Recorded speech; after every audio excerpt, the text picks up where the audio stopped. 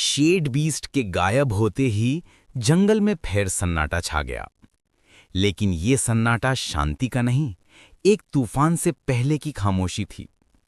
Doctor पांडा, Sandy, ginkgo और Tommy गुफा के बाहर खड़े थे। नीली रोशनी अब भी पत्थरों पर हल्की सी चमक रही थी, जैसे किसी ने अभी-अभी वहां अंधकार को छुआ हो। साया तो गया, पर डर बाकी था। सैंडी ने आसमान की ओर देखा। पांडा, वो काली धुंध अब जंगल के दूसरे हिस्सों में फैलने लगी है। टोमी ने जमीन पर कान लगाया। और मुझे दूर कहीं किसी बहुत बड़े कदमों की हलचल सुनाई दे रही है। जिनको पेड़ पर चढ़ते हुए बोला। ये बीस्ट अकेला नहीं था, किसी और के लिए रास्ता बना रहा था। डॉक्टर पांडा की आंखें चौड़ी हो गईं। उन्हें शेड बीस्ट की आखिरी बात याद आई। असली शिकारी आने वाला है। गुफा की दीवार पर अचानक एक आरी जैसी परछाई चमकी।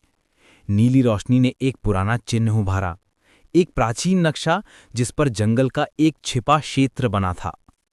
शैडो कोर, पांडा ने धीरे से पढ़ा। ये वही जगह थी जहां से अंधकार की ऊर्जा पैदा होती थी, लेकिन ये जंगल का सबसे खतरनाक क्षेत्र था, जहां कोई जानवर कभी वापस नहीं आया।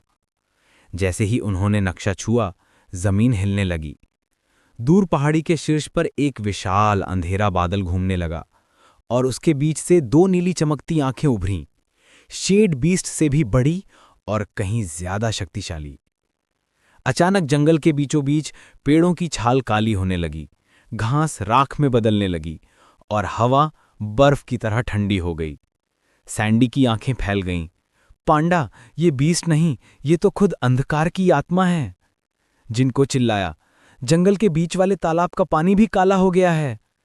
टॉमी कांपते हुए बोला, वो आ रहा है, मैं उसके कदम महसूस कर सकता हूं। और तभी एक विशाल काय छाया पेड़ों के ऊपर से उभरी।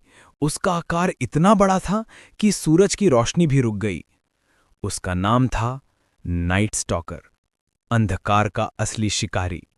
उसे रोशनी से नफरत थी और जंगल के हर जीव के दिल में मौजूद उम्मीद उसके लिए जहर जैसी थी।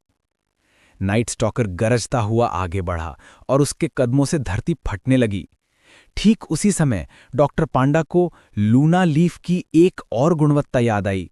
अगर इसे चांदनी में पीसा जाए तो ये लाइट पल्स नाम की ऊर्जा छोड़ता है, जो किसी भी अंधकार शक्ति को रोक सकती है।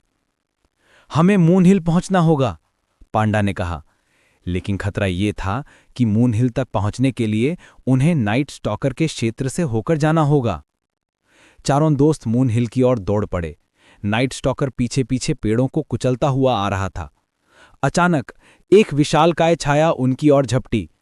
सैंडी चिल्लाई, जल्दी भागो, मैं उसे भटकाती हूं। पांडा घबरा गया। नहीं सैंडी, वो बहुत खतरनाक है। सैंडी ने आसमान में ऊंची उड़ान भर ली और नाइट स्टॉकर का ध्यान अपनी ओर खींच लिया। जाओ, लाइट पल्स बनाओ, जंगल का भविष्य तुम पर है। उसकी आवाज अंधेरे में खो गई और अगले ही पल एक तेज गर्जना सुनाई दी।